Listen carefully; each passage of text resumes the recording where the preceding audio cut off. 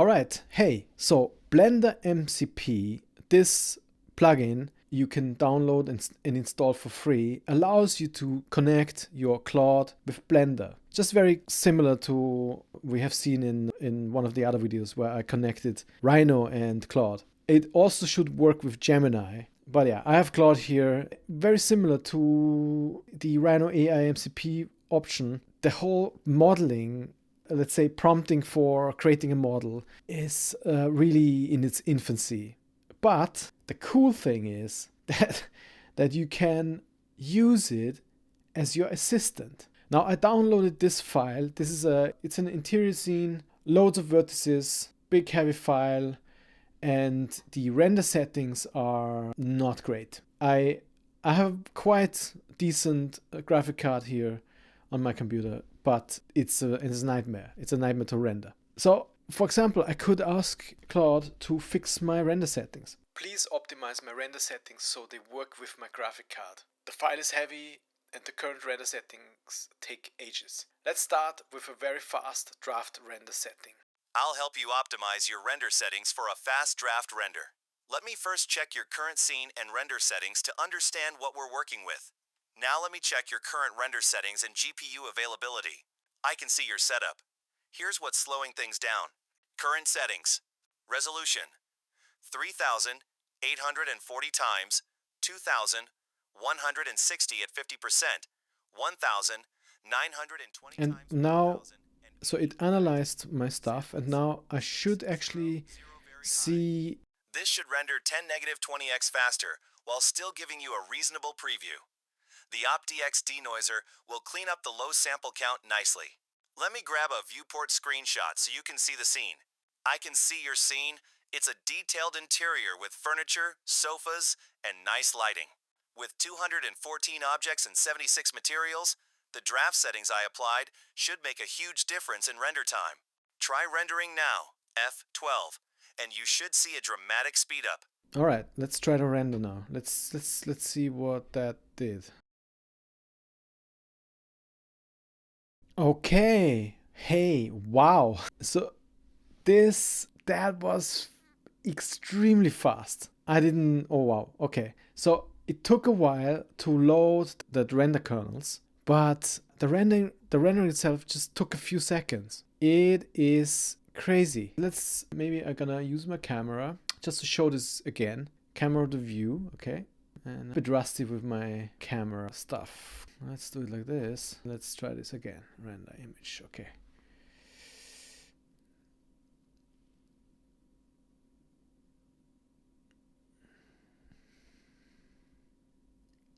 That was pretty fast. Okay, I love it. Please now try to optimize the render setting for production, but still useful and fast for my graphic card. I'll set up optimized production settings that balance quality with render speed for your RTX 3070. For an interior scene like yours, I'll use smart settings that maximize GPU efficiency. What's great is it gives me exact like a table of settings. It changed, and what was the original, what is the draft, and what is the production now. Pretty useful also to learn how this all works. Let's see what changed, okay?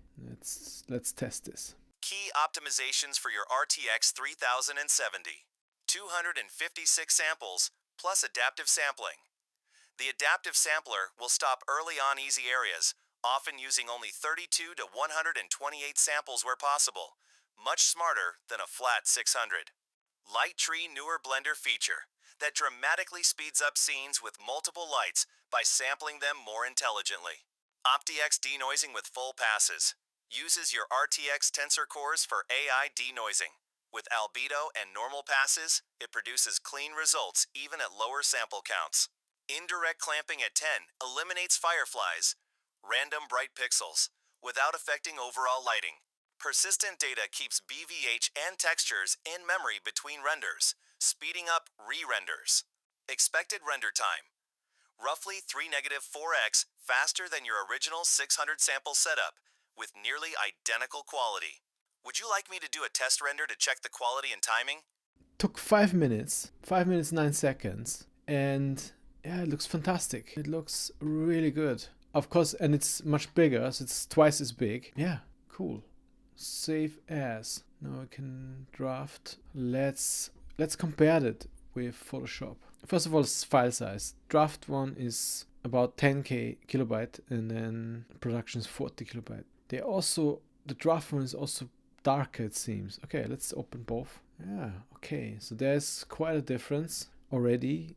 Not even, let's see, let's put them next to each other. Nice. Yeah, you can see clear difference here.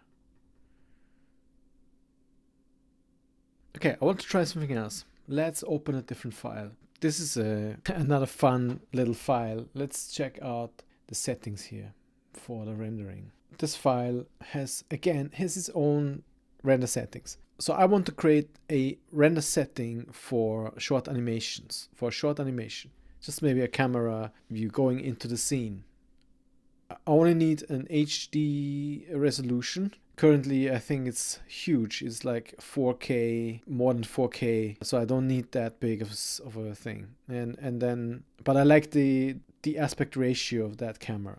So let's see what it comes up with. Okay. All right. Allow. So I have to say it did everything I wanted. It kept the same aspect ratio. Didn't change it, but it made it smaller, which is good.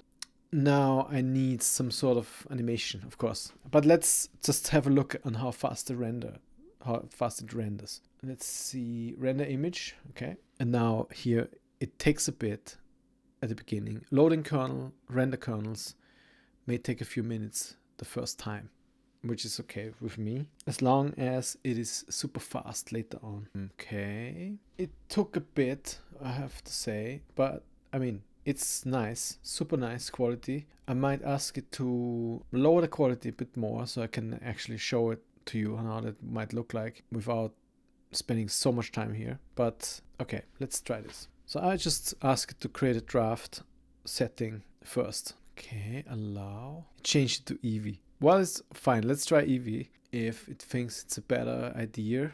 Okay, allow once. Okay. Well, of course, this is way faster, but it's not what I was looking for. Okay, but I hope to stay within cycles. Try and make it super drafty.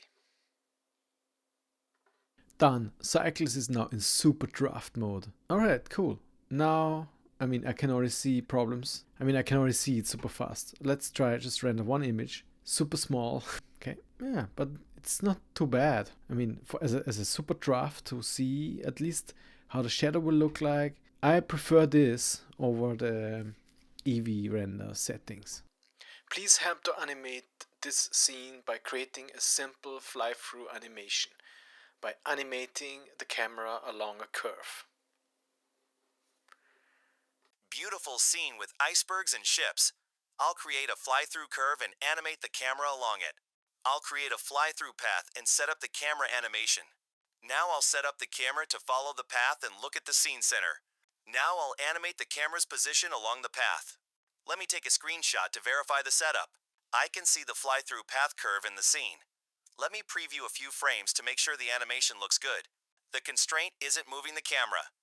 Let me fix this with a different approach. The camera is now animating along the path. Let me preview the camera view at different points. The camera moved too far away from the action at frame 125. Let me adjust the path to keep closer to the interesting parts. The camera is still far from the action. Let me check the path and adjust the target. The constraint is adding an offset from the camera's original position. Let me fix that. Now the camera follows the path correctly. Let me preview the views.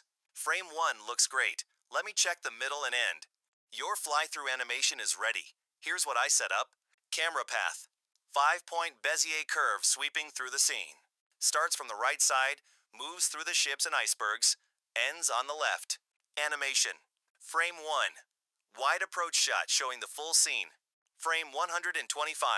Close pass near the ice cliffs. Frame 250. Pulling back with a different angle on the ice formations.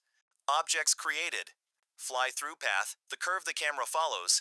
Camera target, empty at scene center that the camera looks at. Constraints on camera. Follow path moves along the curve. Track 2. Keeps camera pointed at the target. You can adjust the fly-through by editing the fly-through path control points in edit mode, moving the camera target to change where the camera looks, adjusting the frame range and output properties, ready to render your draft animation. What is great is that it explains you what it did, because now I can go back here and see, okay, we have a fly-through path. It named it for me, and we have a target, the camera target, which is in the middle, and it connected the camera to the path and to the constraint, which is the camera target. And it made sure it didn't clash into the iceberg. Let's render this and see how it looks like.